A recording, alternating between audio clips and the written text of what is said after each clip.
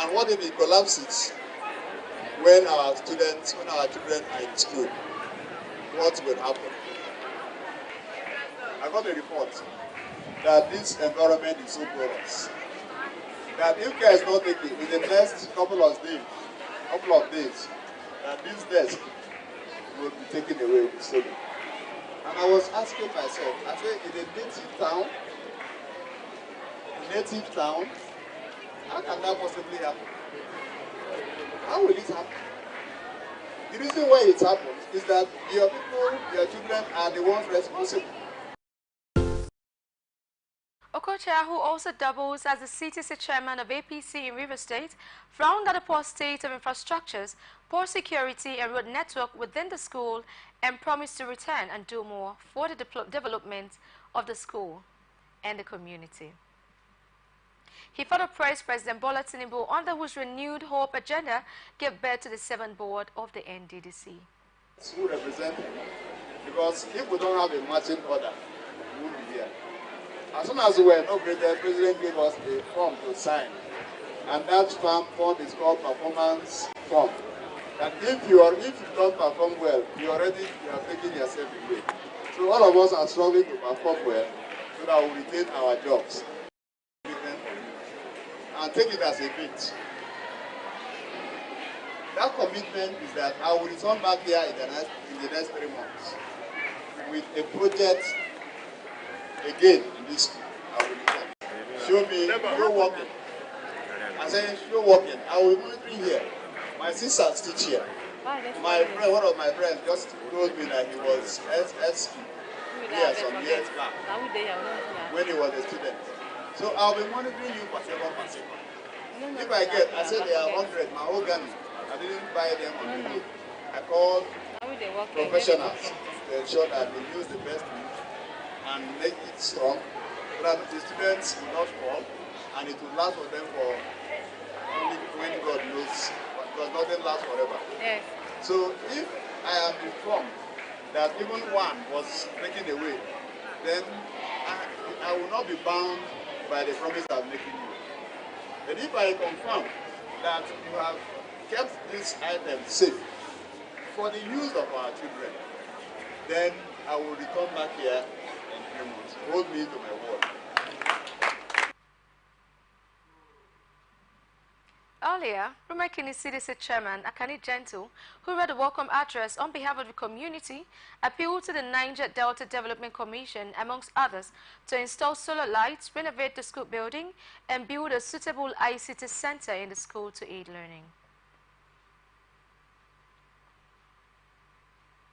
It is on record, sir, that over time, board members of various institutions and some political leaders in our cherished state have not considered rulemaking in fundamental, social, and infrastructural issues as you have done today. In view of this foregoing, sir, we suggestively request that the following important issues be put into consideration, sir.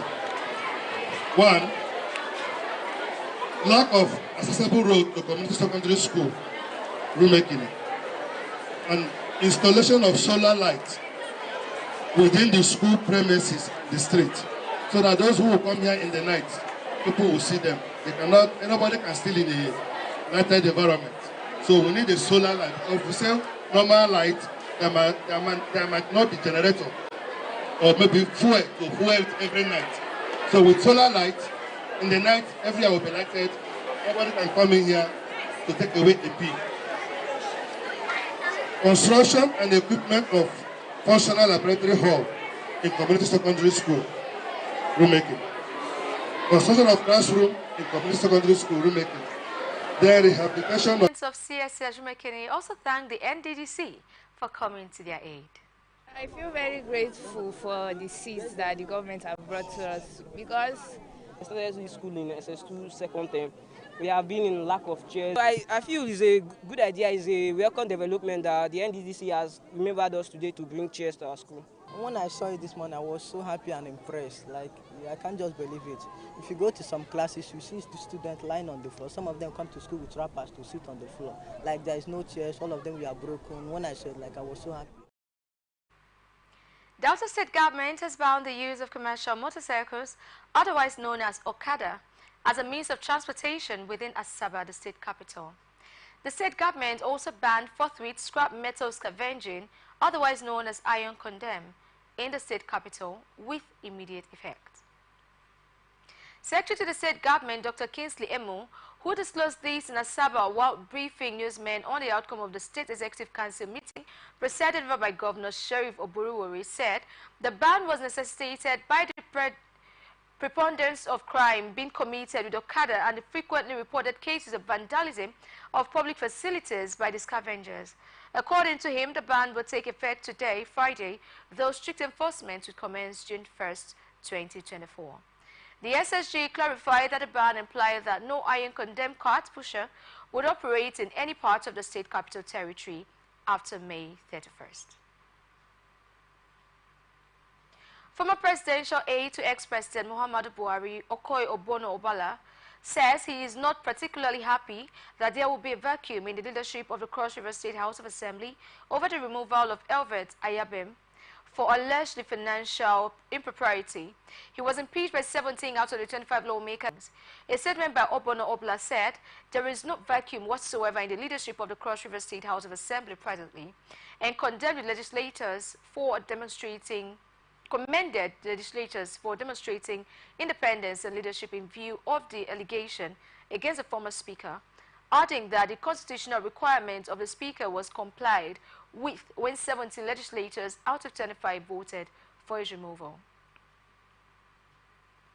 French investors and economic experts have expressed a desire to invest in the agriculture and tourism sector of Cross River State.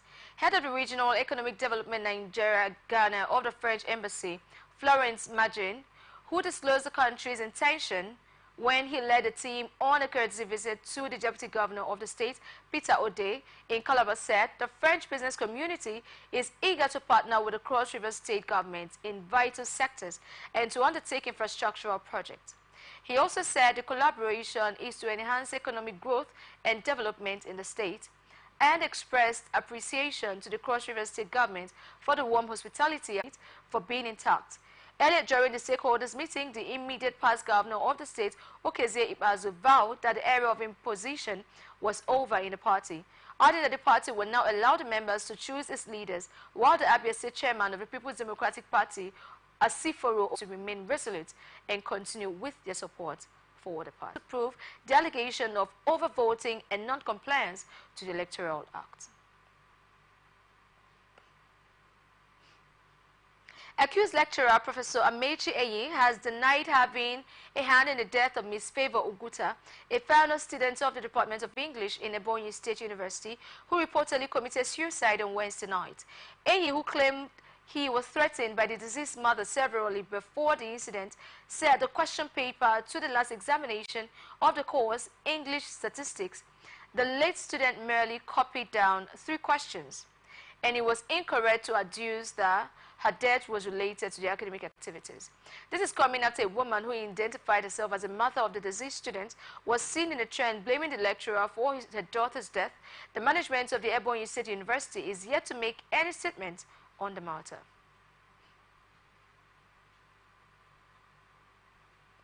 Federal High Court sitting at Ikoyi, Lagos State has ordered an interim forfeiture of the sums of $4 million and several proprietors linked to the embattled former governor of the Central Bank of Nigeria, Godwin Emefiele. This is coming after the EFCC had approached the court for an interim forfeiture of the monies and properties pursuant to Section 17 of the Advanced Fee Fraud and Other Fraud-Related Offences Act 14/2016. 2006, Section 44, Subsection 2B of the Constitution, and under the inherent jurisdiction of the courts.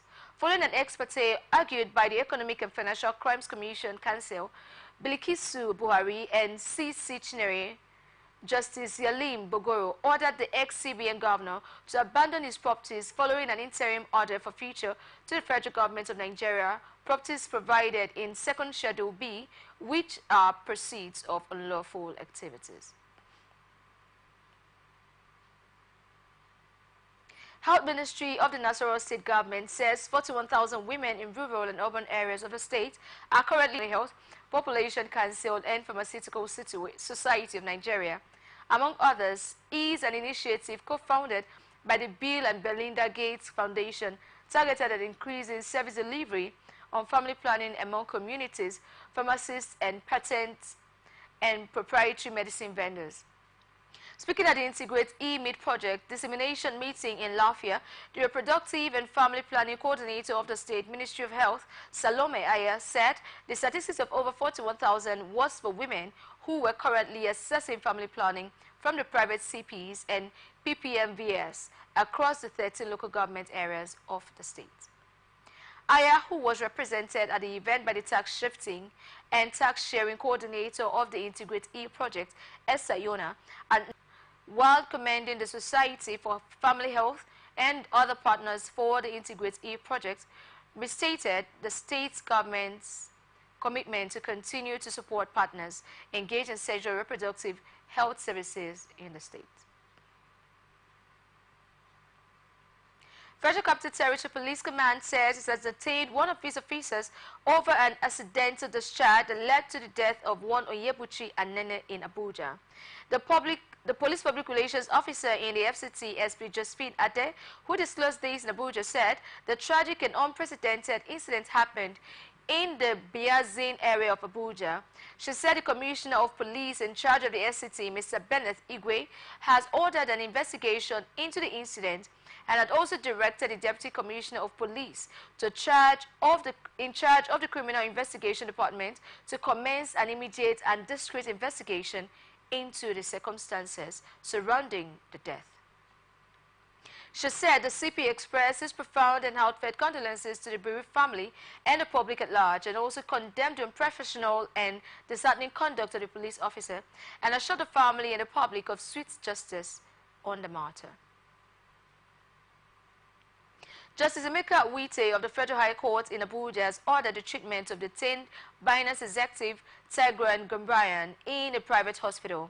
The judge directed the correctional center to take him for treatment at Nizaime Hospital or any other hospital within the jurisdiction which the correctional service centers deems fit, provided the correctional service authority shall provide adequate security for the second defendant within the period the second defendant stays in the hospital. Shortly after the matter was called by the court registrar for continuation of trial, the defendant did not step forward into the dock. Then the trial judge, Justice Wite, curious, asked where the second defendant was, and one of the lawyers in the defense team who sat beside Gambrian assisted him by the side while leading him by the hand towards the dock. Modi told the court that his client was suffering from a deteriorating health condition which needed prompt medical attention, and moved a motion seeking an order of the court to order the correctional center to allow Gambrian to be treated in Nizaime Hospital in Abuja. EFCC counsel Ekele Iheanacho did not object that Gambrian be taken to hospital for treatment. Zamfara State Governor Dauda Lawal has condemned the federal government and the Nigerian military for deploying more troops to the state in a bid to tackle the activities of bandits. The governor thanked the troops of the Joint Task Force for the sustained onslaught against the assailants that have been causing chaos in the state. The statement after a State Security Council meeting which discussed this security situation and the ongoing onslaught against bandits was attended by all heads of security agencies in the state, including the military, police, Department of State Services, Nigerian Security and Civil Defense Corps, amongst others. Governor Lawal particularly commended the troops for the success recorded so far in the fight against banditry, adding that and described the testimony of the effectiveness of the ongoing military operations in the state as amazing. Benue State House of Assembly has condemned the recent harassment attack on its members and residents of Tiomu and Mbakara in the Gwar local government area of Honorable Impusu Bemdu, Honorable Samuel Gigi of Logo, as well as Honorable Simon Gabo of Matar State Constituency and Right Honorable Sifas Diako. The statement also said the House will remain committed and resolute in carrying out a legislative assignment in the interests of the state. Kano State Governor Abba Kebi Yusuf says he has presented a letter of reinstatement to the 16th Emir of Kano, Muhammadu Sanusi II. Presenting the letter on Friday, the governor said, "We returned Sanusi our conviction that he was victimized in 2019, and we also return him as the rightful Emir of Kano to continue the good job he was doing for the good of Kano people." Yusuf urged Sanusi to unite the family of Ibrahim Dabo and also do more to ensure that Islamic sects are brought together as one worshippers of Allah. Scores of protesters marched to the Aso Rock Presidential Villa and the National Assembly in protest over Thursday's reinstatement of Muhammad Sanusi the second, as the 16th Emir of Kano.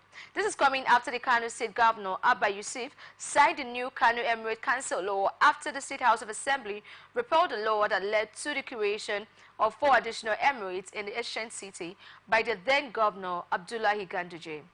Although a federal high court in Kano ordered the state government not to enforce the new law, the former governor of the Central Bank of Nigeria has since been banned as the 16th Emir of Kano. Said the governor was taking steps to erode the legacy to prevent the state from sliding into anarchy.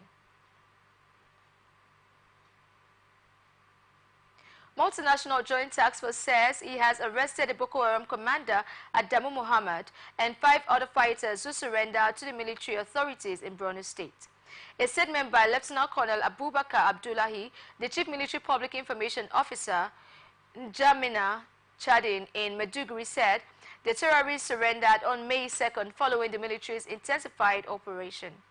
Abdullahi said, while surrendering, the Boko Haram terrorists handed over 60 rounds of 7.62 mm special ammunition and 1 warhead of anti-aircraft rounds, and the surrendered fighters are currently undergoing investigation.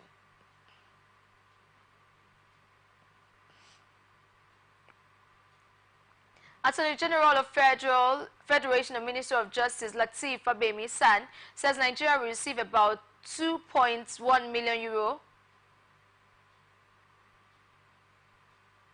2.1 million pounds being corruption proceeds from the bailiwick of Jesse.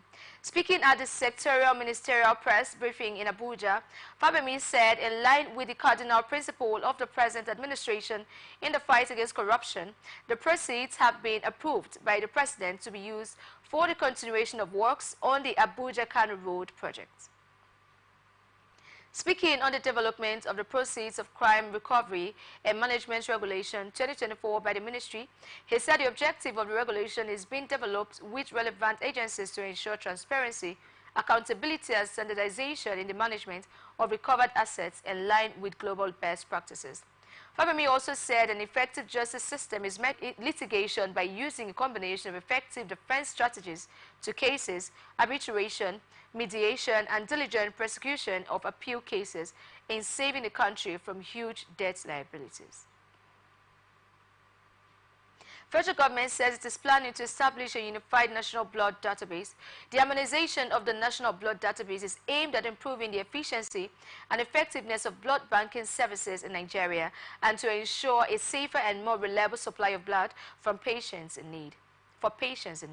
National Blood Service Commission, the Director General of the Commission, Professor Saleh Yuguda, in a statement during a collaborative meeting with a team from the African Medical Center for Excellence in Abuja, Yuguda also stressed the need for research programs that will target blood service and hematology, as well as pledge a robust commitment to the AMCA.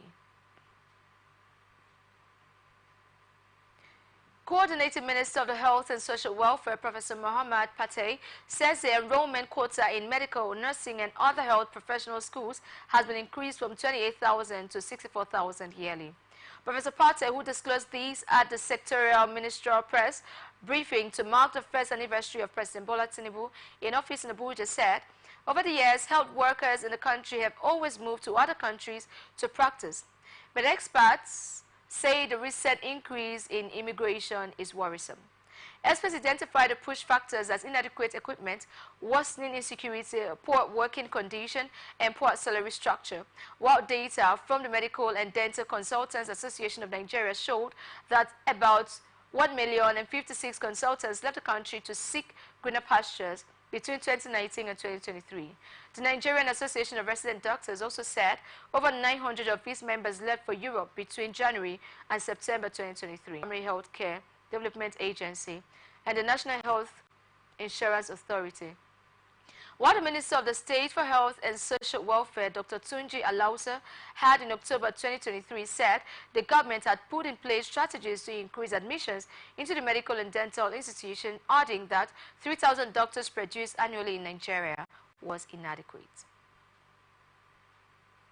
Sustainable Agro and Hunger Eradication Foundation have partnered with the National Association of Proprietors of Private Schools to launch the Tech Young Farmers Club as a build-up event for the 2024 Children's Day celebration.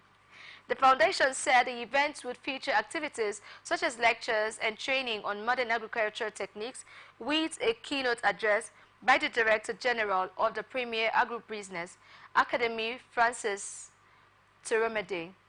He said the initiative will aim at mentoring and empowering young individuals, including the next generation of farmers, with the knowledge, skills, and resources they need to become future leaders in sustainable agricultural practices.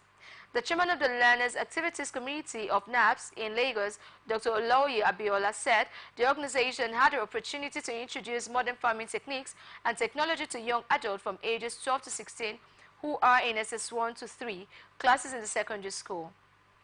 He also said the initiative was intended to prepare children to embrace and see agriculture as a tool for prosperity by exposing them to opportunities in the modern technology-driven agriculture ecosystem.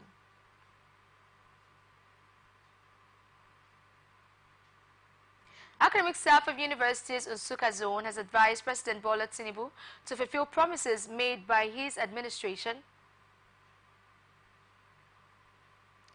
to lecturers. The Zonal Coordinator, Raphael Amokaha, who disclosed this at the Benue State University, Makadi, decried the insensitivity of successive administrations in meeting the renegotiation of the 2009 federal government ASU agreement, adding that their expectations were much higher than the present reality.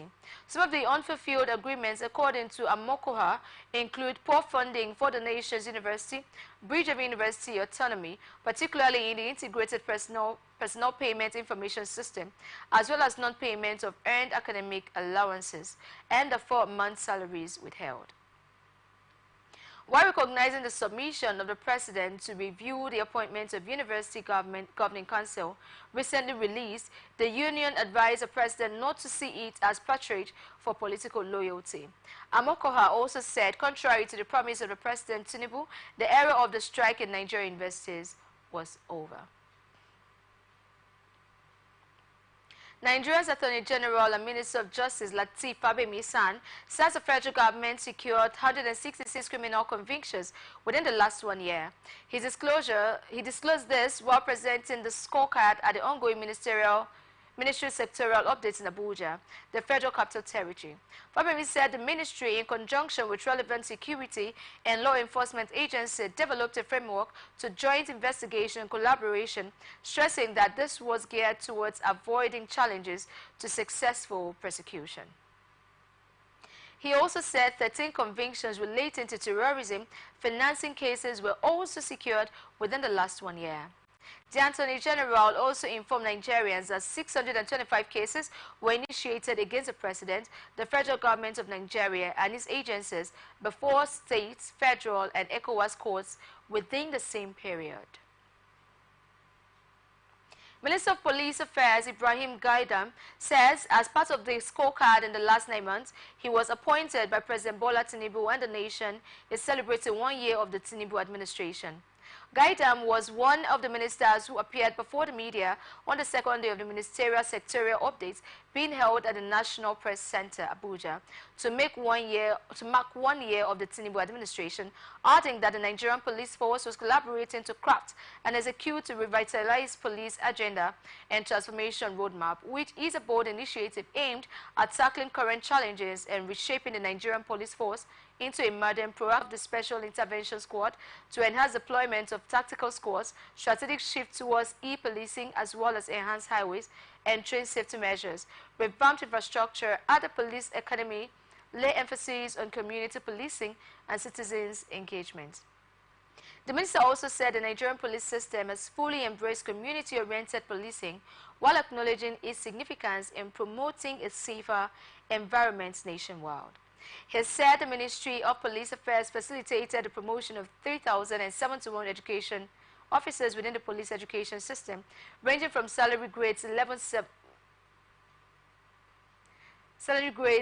17 down to level 07, who were owned areas for over 5 years, while the police pension bill is currently under review to enhance the welfare of police officers, adding that under his leadership, the Nigerian Police Veterans Foundation, which supports retired police officers, has been established. You're watching the Global News in Atlantic Television Network. We will be back after this break.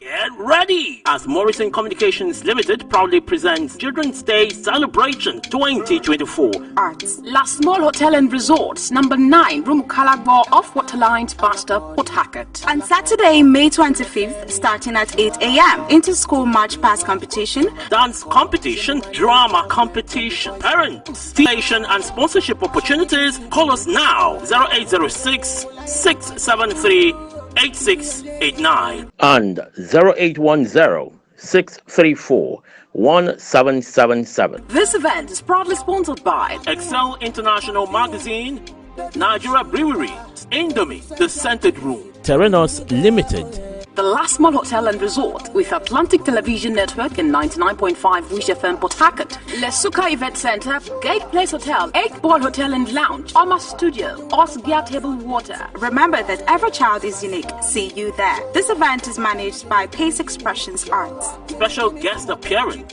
Hilda Dokumo, Children's Day Celebration 2024. As over the past 12 months, adding that Tinubu has approved the restart of the light section mill at the Ajokuta Steel Complex with an initial capital injection of 35 billion naira from a private financial institution. The initiative is set to support the Ministry of Works in its extensive road construction agenda, which spans the 6 geopolitical zones of the country, and the Minister of Works, David Umahi, out the seat 40,000 metric tons of the iron rods will be used for road construction across the country, adding that the nation currently has around 30,000 kilometers of roads under construction, which will require approximately 7 million metric tons of iron rods over the next 4 years. The minister also stressed on the broader economic implications of the presidency of Shehu Shagari, but was left moribund for decades, stressing that reviving Ajokuta would cost between $2 billion and $5 billion. The minister underscored the importance of the Ajokuta complex, which is fully operational, could meet all of Nigerians' steel needs. Manufacturers Association of Nigeria says manufacturers were forced to cut production and jobs in the first quarter of the year due to microeconomic related headwinds. MAN's Director of Research and Advocacy, Oluwaseun Osidipe, who disclosed this while presenting the Manufacturers CEO's Confidence Index at a press conference in Lagos, said, despite slight optimism, which saw MCCI points record a marginal increase above the 50 points confidence threshold, current business condition and current employment remain low and below 50 points. MAN associated this with the lingering effect of rising inflation, escalated energy prices, as well as exchange rate instability and customs duty rates, said the report on the production and distribution costs by 20% in the first quarter of 2024, while capacity utilization declined further by 9.7%. Commenting on the report, the president of the Manufacturers Association of Nigeria, Francis Meshoye, said forex, inflation and energy crisis impacted negatively on the manufacturing sector, and the development led to decreased competitiveness of the sector. He urged the government to address the cost push factors driving inflation and also fast-track the recapitalization of the banks, adding that the manufacturing sector will remain the most sustainable driver of steady economic growth, inflow of foreign exchange, and enjoying shared prosperity. Google said it is planning to build Umoja, the first ever fiber optic cable directly connecting Africa with Australia, which will significantly enhance digital connectivity and economic integration between the two continents. Anchored in Kenya, the Umoja cable would pass through several African countries, including Uganda, Rwanda, the Democratic Republic of the Congo, Zambia, as well as Zimbabwe and South Africa, before making its way across to the Indian Ocean to Australia. The route also incorporates the Google Cloud region in South Africa, ensuring robust cloud service connectivity, adding that in collaboration with Liquid Technologies, the Umoja cable would provide a highly scalable network path featuring multiple access points to facilitate broader regional connection. The infrastructure was designed to deliver reliable and expansive digital services and designed to address the chronic issue of network outages that have historically plagued the region, adding that the project was made possible with partnership from leaders across Africa and Australia. And the project will also connect African people, businesses, and governments.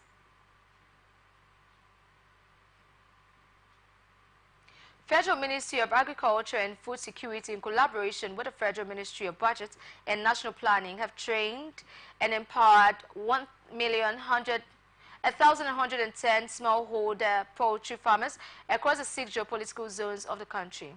The Permanent Secretary, Federal Ministry of Agriculture, Tope Fashidemi, represented by the Federal Director of Agricultural Extension Services, Dr. D. Economic Federal Ministry of Budget and National Planning, have thrown their weight behind the data-driven solutions in the energy sector. The statement by NK's N-Access said, the first ever open source in energy access symposium and hackathon organized by N-Access Foundation and World Resources Institute was held in Abuja and supported by the World Bank Energy Sector Management Assistance Program and Project. The symposium brought together energy access practitioners, open source developers, both hardware and software researchers, and donors to learn from one another's experiences, exchange know-how, as well as explore how open sources could be leveraged to improve energy access where it is needed the most. Acting Managing Director, Rural Electrification Agency, Abba Aliyu, also said the Federal Ministry of Power wanted the REA to focus on developing an electrification plan, while the event was to ensure the sustainability and ability to achieve its strategic objectives.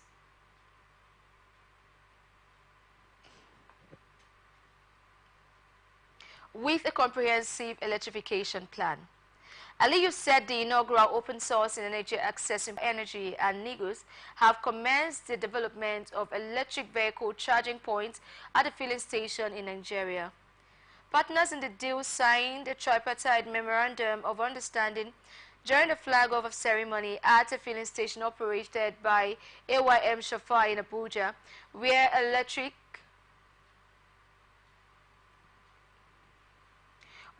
vehicle charging stations was of the NNPC, New Energy Limited, a subsidiary of NNPC Group, with NIGUS to supply the equipment, while Shafa Energy provides the outlet for the deployment.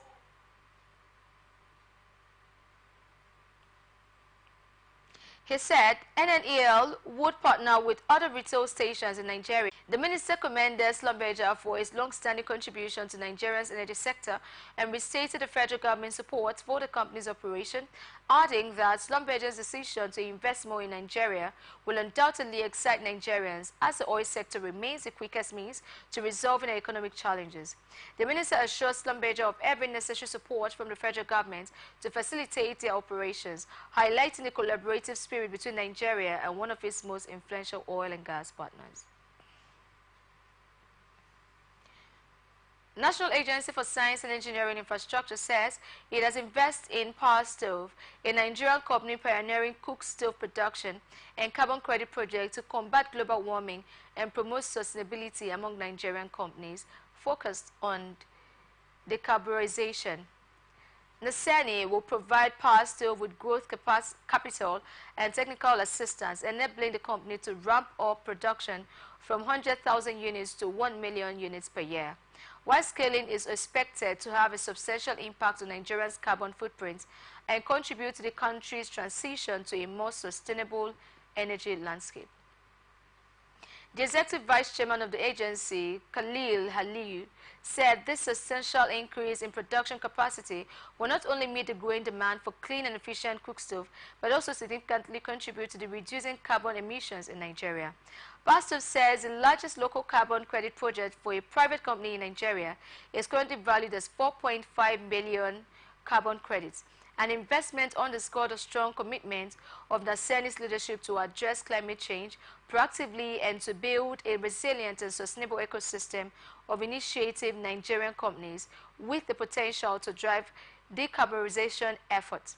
Naseni was established in 1992 to manage research and development of capital goods production and reverse engineering to enhance local mass production of standard parts, goods, and services required for the country's technological advancement, while Nigeria is actively engaged in decarbonization efforts across various sectors to reduce greenhouse gas emissions and transmission towards a more sustainable and low-carbon economy.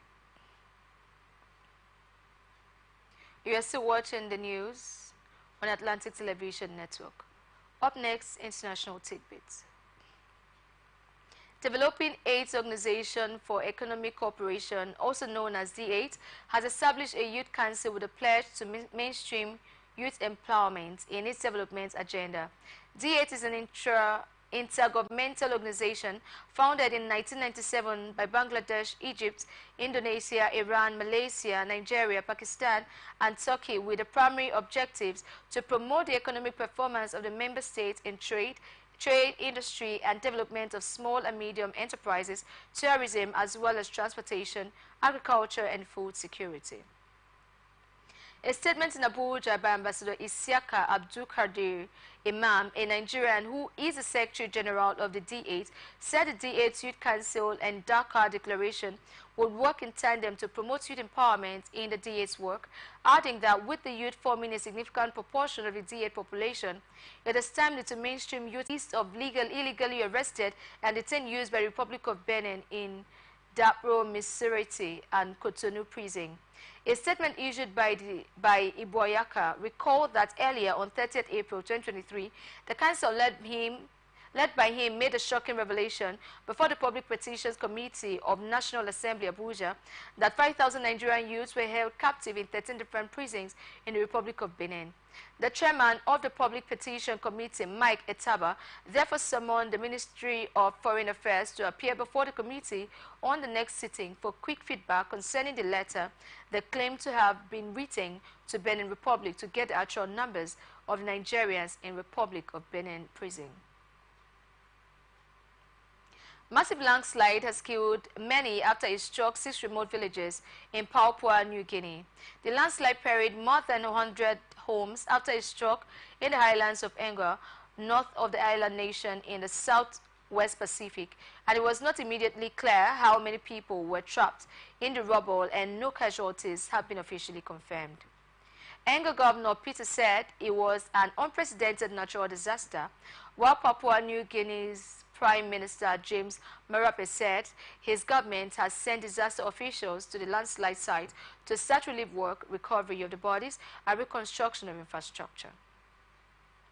Rescuers are having a hard time sifting through the debris, and people can be heard crying and yelling on a video posted by Facebook user Kendupan Kimbi from Kakulama village in Anga. International Humanitarian Organization CARE said it is currently undergoing a situation assessment on the incident.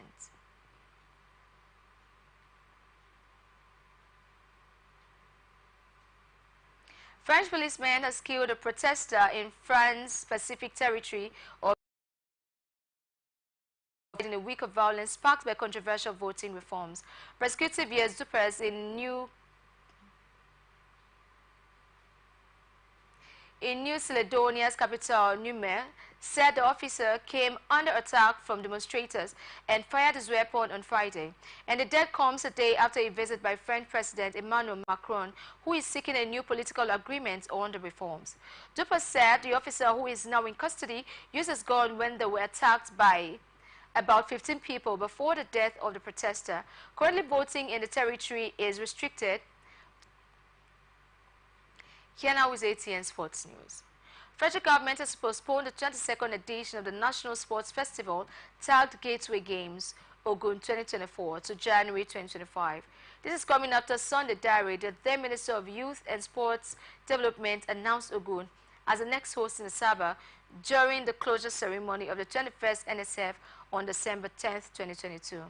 A communique released after the first National Council on Sports at the Old Government Lounge at Bakaliki Road, Enugu State.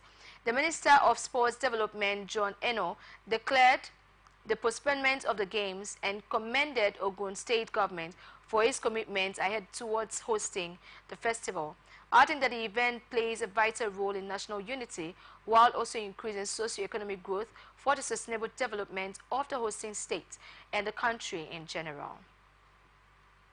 He called on the federal and state government to bid and host national and international sports competition to fast-track the development of sports in the country.